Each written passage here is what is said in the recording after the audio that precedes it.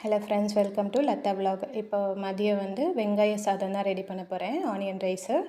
இதுக்கு ஒரு பொடி ரெடி பண்ணிக்கலாம் ஃபஸ்ட்டு.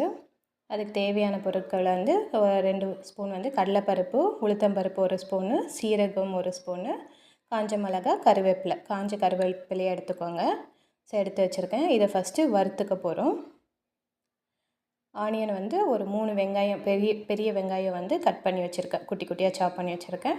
தாளிக்க கடலைப்பருப்பு ஒரு 5 நிமிஷம் ஊற போட்டு எடுத்து வச்சுருக்கேன். கருவேப்பிலை கொஞ்சம், மிளகாய்த்தூள் கலந்த மிளகாய்த்தூள், தனி மிளகாய்த்தூள், அப்புறம் கரம் மசாலா, தனியாத்தூள், மஞ்சள் ஒரு பிஞ்ச் யூஸ் பண்ண போகிறோம்.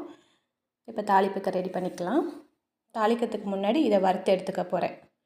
ஸோ இப்போ நம்ம எடுத்து வச்சுருந்தோம் பார்த்திங்களா பொடிக்கானது. ஸோ அது எல்லாமே நான் இதில் போட்டு ஒரு 2 நிமிஷம் தான். அந்த வாசம் ஒன்று வரும், உங்களுக்கு ஸ்மெல் நல்லாயிருக்கும். அந்த ஸ்மெல்லு வரும்போதே நீங்கள் எடுத்துடுங்க. ஸோ அந்தளவுக்கு வெந்தால் போதும். இதை கொஞ்சம் ஆற வச்சுட்டு அதுக்கப்புறம் பொடி பண்ணி எடுத்துக்க போகிறேன். மிக்சியில் போட்டு அரைச்சி எடுத்து வச்சுருக்கேன். இந்த பொடியும் ரெடி ஆகிடுச்சு. இப்போ தாளிப்பை ரெடி பண்ணிக்கலாம்.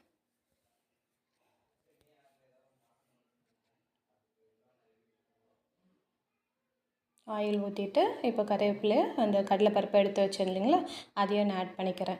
ஏன்னா கடலைப்பருப்பை ஊற வச்சா அதை சாப்பிடும் போது கொஞ்சம் நல்லா டேஸ்ட்டாக இருக்கும். அதனால தான் ஊற வச்சுருக்கேன்.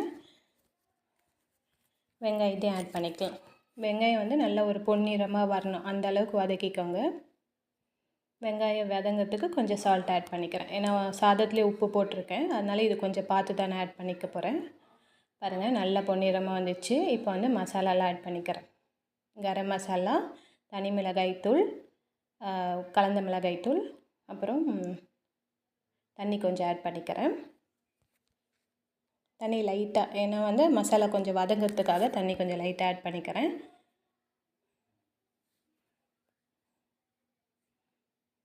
பாருங்கள், இதுவும் ஒரு 2 நிமிஷம் அந்த பச்சை வாசனை போகிற அளவுக்கு வதங்கினதுக்கப்புறம் தான் இந்த பொடியை நம்ம ஆட் பண்ண போகிறோம்.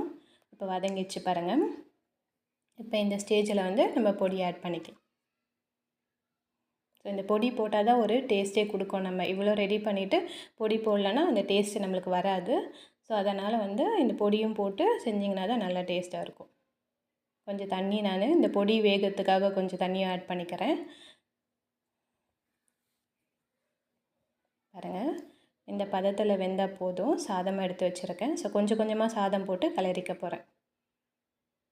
பாருங்கள் சார், நீங்கள் அதை தனியாக எடுத்து வச்சுட்டு சாதத்தில் பிசைஞ்சும் சாப்பிட்லாம். இந்த மாதிரியும் ஃபுல்லாகவும் கிளறிக்கலாம். இல்லை ஒரு துவையல் மாதிரி கூட நீங்கள் வச்சு சாப்பிட்லாம். சூப்பராக இருக்கும் டேஸ்ட்டு. செஞ்சு பாருங்கள். ஒரு